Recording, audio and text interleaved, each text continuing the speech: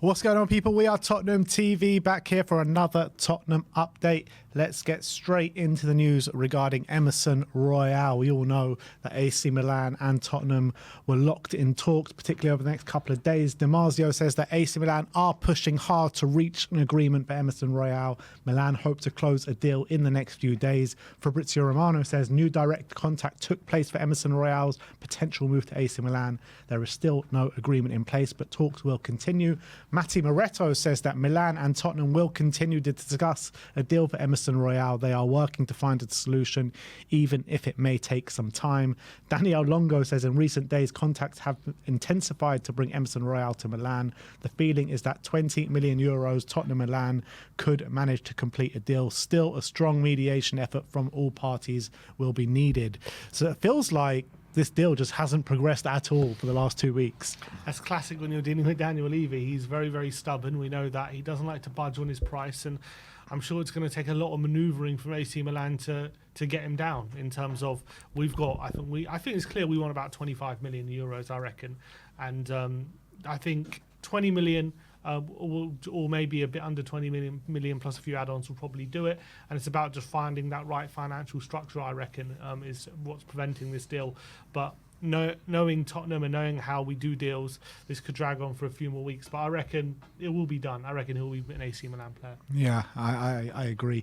Next up, let's talk about Sergio Reguilon, as Dario AS are linking West Ham and Juventus, both to Sergio Reguilon, with West Ham interested in Reguilon, while Juventus have had him on their list of options for some time. Reguilon is more than ready to start a new chapter in his career. Are you surprised that the likes of maybe West Ham and Juventus are after him? Actually, West Ham makes a lot of sense. I'll tell you why, because he used to play under Lopetegui at Sevilla, and that was where he really made his name, and Lopetegui knows how to use him, and he obviously won the Europa League with Lopetegui as well. Aaron Cresswell's not getting any younger. Emerson Palmieri is okay, but he's nothing special. I reckon Reguilon will be a brilliant signing for them, and I think actually makes a lot of sense for West Ham to be interested. And I believe Ben Johnson just left on a Bosman as well, so that's even more of a need to get him in. So how much do you reckon we charge West Ham for Reguilon? Somewhere between 5 and 10 million, I reckon. Look, we know we're taking a loss. We haven't had the interest in him past few years. His loan deal to Atletico Madrid a couple of years ago didn't really go well at all. Last season, he had a really good loan spell at Brentford. Man United was a mixed bag. But I think Lopetegui is a manager who knows him. He's a manager who knows what he can offer. And that makes a big difference compared to these other managers who, are taking him with fresh eyes, and he's had injuries and all these kind of things. Obviously, West Ham can also probably pay the wages that Brentford can't. I think Brentford probably would have taken him if it wasn't for his wages. So I think him to West Ham, I reckon that has some legs. And Juventus? Probably not. Maybe as backup to Cambiasso, but I'd be very surprised. Also, I don't know how they're going to play under Motta, but I'll be very surprised if he goes to them. Next up, let's talk about Jed Spence. Nazar Kinsella says Genoa remain interested in Jed Spence, but haven't been able to agree a fee with Tottenham. Other clubs are now expected to be offered the chance to sign him. I mean, it is frustrating, isn't it? Because Genoa are there, they want him, he's happy to go there, but we just can't agree that fee. Again, we want 8.5 million apparently. Genoa want that price down, but are we going to get that 8.5 million from anyone else? That's the big question mark. I find it hard to believe. We find it hard to get 5 million from him at this current rate. So I wouldn't be surprised if we look to shop him around a bit. There's little interest, and then Genoa come back with a low offer, and we accept it. Yeah, the issue with that is that you're running the risk of Genoa focusing on other targets and bringing someone else through the door. And then if they do that, then maybe you kind of might lose interest in him. That's the risk that we're taking right now. We're not accepting the deal 100%. For me, I think it's best to just, move, get the deal, move on. But maybe we've heard from other sources that there is a bit of interest, and we're willing to hear them out. So, look, I'm sure they're trying to get the best price for him. We know how a top right to operate.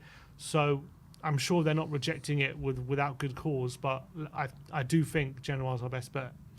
Let's talk about potential incomings now, and our academy graduate Kyle Walker-Peters. Fabrizio Romano says that Brighton have inquired about Kyle Walker-Peters and has been on the radar for some months. West Ham are still pushing for Kyle Walker-Peters, as Flynn Downs may be part of a swap deal, but it's not straightforward to do, and Tottenham have been monitoring him as he ticks many boxes, but no bids as of yet. The West Ham one is quite interesting, because I guess that has a bearing on them bringing in Reguilon. Potentially, because he can play right back and left back. Again, Soufal's aging, so maybe they're looking to kind of improve on him. I think Brighton makes a lot of sense. Obviously, he'd be really good competition for someone like Lamptey on the right-hand side. They've always kind of struggled with their right-backs as well. They play Veltman there a lot, but I think Walker-Peters would fit in there like a glove. Obviously, they've got a new manager there as well, so maybe he has new ideas. But under De Zerbi, I think he really would have fitted in. For Tottenham, I think it would have made a bit of sense before Gray. It makes a bit less sense now that we've got Gray through the door because he can play right back. So I don't see the massive need for Walker-Peters other than the homegrown quota. Obviously, he could fill in at left back, but and that's where he did get into the team of the season for the championship at left back. So he showed he can do that. But I think it's less likely now that we've got Gray through the door than it was before, I would say. Yeah, but it's not just that, isn't it? It's not just that. It's our club trade numbers. We're in desperate need of club trade numbers. If potentially Ollie Skip's going to go out the door, potentially Troy Parrott as well. If they both go out the door, then we're really down on the numbers. So, yeah, I'm not that in favour of bringing in Kyle Walker-Peters, but if they do see Archie Gray as a midfielder and they're going to use him there, then maybe it does make a bit more sense. Yeah, it depends on what we see in Gray. In my personal opinion, the need for Walker... I reckon before we got Gray in, there was a kind of a need for Walker-Peters because we needed backup fullbacks and we needed homegrown players. Now we don't need the backup fullback as much, so it lessens the need. But he can kind of still play backup left back and homegrown, so I can kind of see it. But I think, as I say, I think it makes less sense than it did before. The thing is with Kyle Walker-Peters, he just had such a good season with Southampton in the Championship, starting week in, week out, one of their best players of the season. Is he really going to want to come back here and play second or third fiddle to right back, left back? Can he go to Brighton? Can he go to West Ham and command a starting spot at one of those clubs, do you reckon? Definitely. So if he can, then he probably favours those moves over Spurs. I would imagine that. I think Brighton would be a brilliant move for him. If I'm Walker-Peters, I don't think Tottenham would be the best move for him right now. And let's talk about Pedro Neto. Fabrizio Romano says that Neto is one of the players in Tottenham's list. The one doubt over the player is regarding injuries, but sure, he is one of the players that they do appreciate. And that's kind of the conversation we've been having here for ever since he got linked, a while ago now. Brilliant player, shown it time and time again in a Wolves shirt, shown it in a Portugal shirt.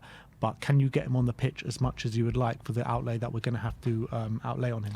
Yeah, again, depends on the price. What I think I would be really in favour on is we've got Neto and a Douillet, and then that would really have you covered. If Neto really is suffering from injuries, you've got Douillet come in and who fits the profile as well, and you've got an up-and-coming player who's got a high potential and can make an impact right now, and you've got Neto, if you can keep him fit, unbelievable a winger, can play both right and left as well. If you get him for a good price, that can really make sense. But the problem with that is I can't see us signing both now that we've got Werner here. So the fact we've got Werner means I can only see really room for one of them.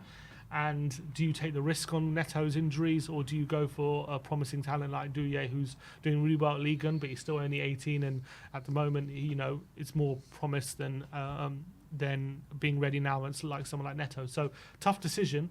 I'd probably favour Douillet, but if it's a really good price for Neto, I'd be very tempted. Depends on the price. When you're looking at these players that are linked now and quite, from reliable sources, Paul O'Keefe and Fabrizio Romano, you look at Pedro Neto, Rayan Cherki and Desiree Douillet, does that signal to you that this Eze deal is dead? No, not necessarily. I think we're just exploring our options. I wouldn't necessarily say it's dead just because we're looking at other players. Fair enough, but let us know your thoughts in the comment section below. Would you bring Pedro Neto to Tottenham when you do consider his injury record? And last but not least, we've got this officially confirmed by the Argentinian camp, and Christian Romero has not been picked for the Argentinian squad for the Olympics, which is obviously music to all our ears. Yeah, it's great news. Obviously, out of the Copper at the moment. If he were to go to the Olympics as well, there'd be a serious problem with him coming back for the early parts of the season as well.